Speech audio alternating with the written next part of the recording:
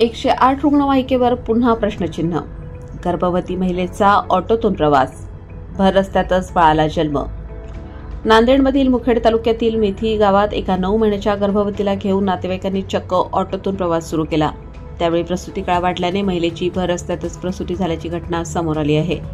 सरकारकडून रुग्णसेवा अतिशय चांगल्या दिल्या जातात. विविध योजनांच्या माध्यमातून गरीब रुग्णांवर मोफत उपचार केले जातात, असा डंका पिटला जातो.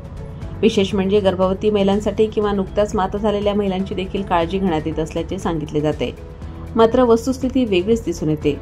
आजही कित्येक भागात गर्भवती महिलांना चक्क झोळी करून रुग्णालयात नेण्यात येते किंवा गरोदर महिलांना सुविधांअभावी मोठा त्रास सहन करावा लागतो. ही दुर्दैवाची गोष्ट आहे. त्यातच सरकारकडून 108 रुग्णवाहिका काही मिनिटात हजर होईल असे सांगितले जाते. मात्र या रुग्णवाहिकेकडून सातत्याने दगाच भेटतो. नांदेडमध्ये पुन्हा एकदा त्याची अनुभूती आली.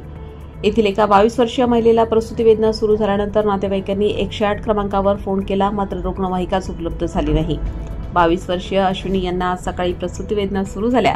त्यावेळी नातेवाईकांनी रुग्णवाहिकेच्या 108 क्रमांकावर फोन केला, मात्र नेहमीच्याच ओरडप्रमाणे रुग्णवाहिका उपलब्ध झालीच नाही. महिलेच्या वेदना वाढत असल्याने नातेवाईकांनी 9 महिन्याच्या गर्भवती महिलेला घेऊन ऑटोतून प्रवास केला. मात्र रस्त्यातच प्रसूती काळ वाढल्याने नात्यातील महिलांनी होनवडस फाट्याजवळ ऑटो थांबवला. रस्त्यालगतच्या शेतात साडीचा आडोसा घेऊन गर्भवती महिलेची प्रसूती करण्यात आली. यावेळी महिलेने गोंडस मुलाला जन्म दिला. दरम्यान या ठिकाणी आई आणि बाळाची नाळ तोडण्याची व्यवस्था नव्हती. त्यामुळे स्थानिकांनी रुग्णवाहिका मागवून तातडीने आई आणि बाळाला मुखेड येथील उपजिल्हा रुग्णालयात दाखल केले. बाळ आणि बाळंतीण दोघेही सुखरूप आहेत.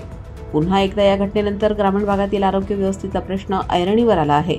त्यामुळे सरकारने या घटनेची गांभीर्याने दखल घ्यावी, असे सामान्य जनतेने जनहित मे न्यूज सोबत बोलताना मत व्यक्त केले.